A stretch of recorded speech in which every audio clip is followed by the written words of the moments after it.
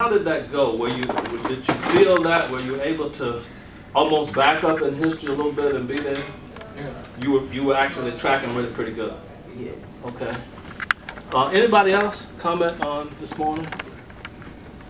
Was there any connection between what you are experiencing now and what you saw other people experiencing 50, 40 years ago? Did y'all have an opportunity to talk any about what you're wrestling with? Yeah. Okay, help me with it. We talked about how our school relate to it, Okay. how it's still going on today, except it's not as out like it was back then. Okay, a different form, but something of the same thing. Somebody just name a couple of things to help bring me into the discussion. Like in school, if it's kind of like segregated because we all sit at different tables. Okay. And let me, just before we leave that, why do you do that? I don't know, because our principal tells us to sit somewhere, and we try to sit with them, and they scooch over like we got a disease or something, so we sit where we want to sit. So you feel that they don't particularly want you sitting next to them? Is that what I'm hearing you say? Okay. Right here and then here. You getting stopped by the cops just because you're black or just because you're not white or something? Is that really happening? Yes. It's never happened to me, but I've just heard it happen. You can hear it. Okay. Gotcha. I'm going on what you said. I go to school. We know What school do you go to? UNCG Middle College. UNCG Middle College. We know the white people, but during lunch, it's something different. They try to stay distant from us. Okay. That's helpful, just for me to kind of feel where you are. If we back up a while, you know, people do what they do because we think like we think, you know, and actually because other people around us are doing it, you know.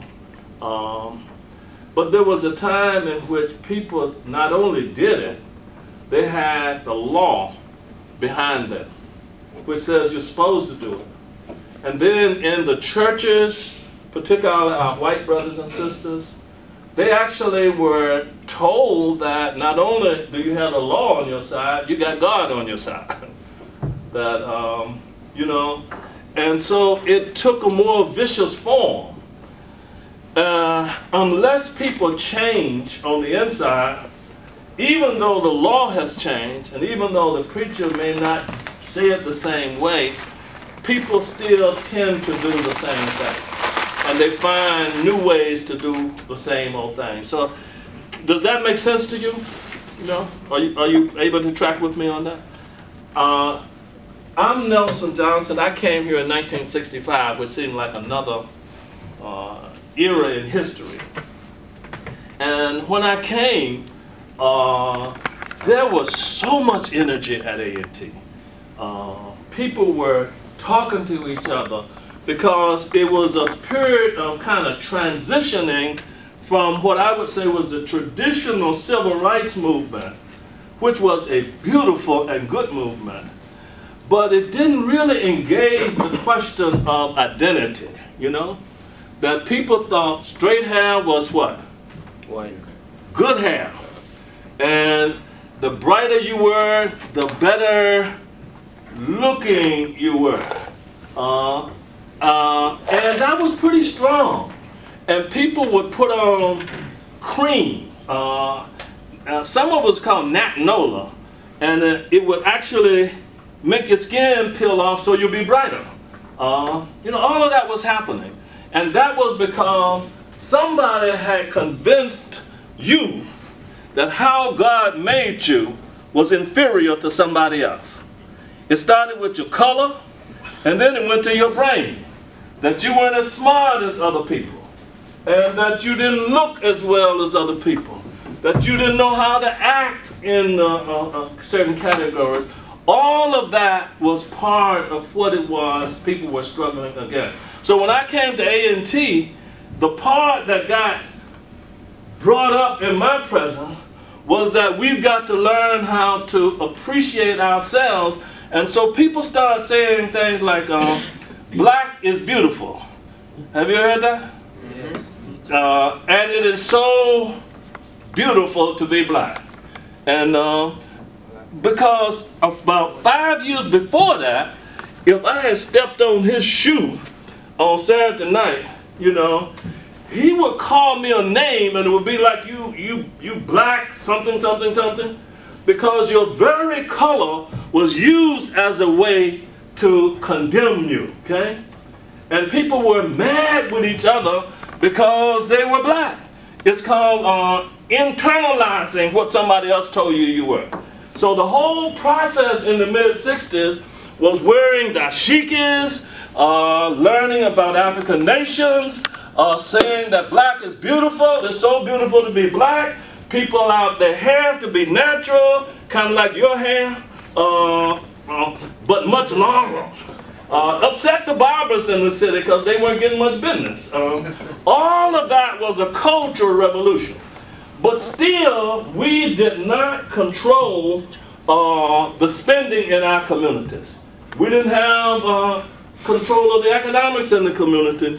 And so all of this was the movement that I came into in the 60s. I want to jump forward for a minute.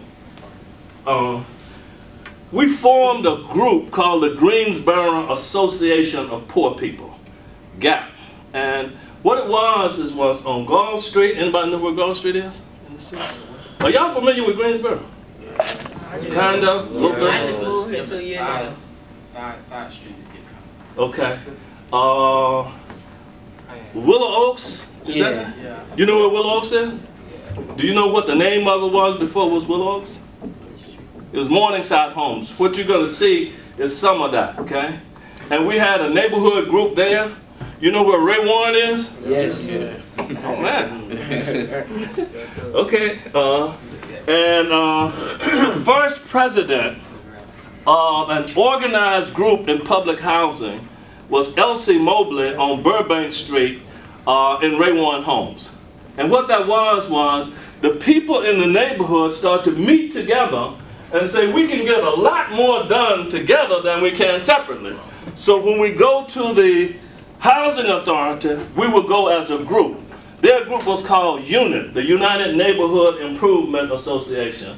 And that led to forming little units all around town. And when you brought all of those units together, they were called the Greensboro Association of Poor People. And actually, we had a rent strike. Does anybody know about AAA housing? You ever heard of it? I've heard of Heard of it? They're in the paper now and then, but they were notorious for charging people late fees before it was late. They had kind of dirt roads in front of their buildings with mud holes, and they wouldn't fix anything. So the people had a rent strike. You know what a rent strike is? They stop paying rent. Don't pay no rent. Okay? Until. Can anybody finish that? Until we fix something, you know? And so people didn't know they had that power, you know? And when you got money to spend, you have power. Because you can decide who to spend it with, where to spend it, how much to spend. But you got to be together to do that. Because if Brother Man is just going to run around and do his thing, and you doing your thing, and everybody doing their thing, just responding to what's out here with no sense of purpose and mission in mind, then you are wasting your power. So this group got together, poor people. And we said, what are we going to name this group? We said, we poor people. People said, why are we naming ourselves poor people? So they decided because we are poor, and right now we want to be respected just like we are. We don't want to pretend that we are somebody else. We don't plan to be poor forever, but right now we are the Association of Poor People. Poor people have come together to make a change. So let me tell you about that rent strike. I was scared about a rent strike. And the reason was, if people didn't pay their rent, and then the people came and fixed the screen doors, and fixed the parking lot and the roads, what would happen then you're supposed to pay your what? But if you have not been paying your rent, a lot of time when you got extra money, what happens to that money sometimes? You spend it on stuff you want. And suppose people had spent the money and the people fixed up the houses and then they didn't have the money to pay the rent. They would still be what? They would be thrown out. Okay? So here's what we did. You know, I'm just talking now, and we're going to see this piece in a minute. We decided to collect the rent anyhow. And so we had a meeting of 7 neighborhood groups and said, who is going to keep the money? They voted that I would keep the money, you know. We collected $18,000.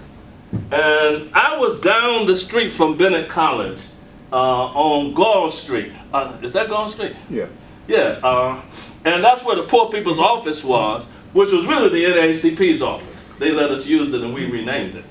I had $18,000 in a shoebox in my bottom drawer in the office. And actually, who's that laughing at me? Actually, I'd laugh too if somebody came in and told me that. But I was afraid to put it in the bank because I didn't know whether they could get it from the bank or not. And we had that strike, and we won that strike. And people felt good. They felt like they had power. And I was saying that this is beautiful. When you can come together and make something happen like this, what if we got even more people together?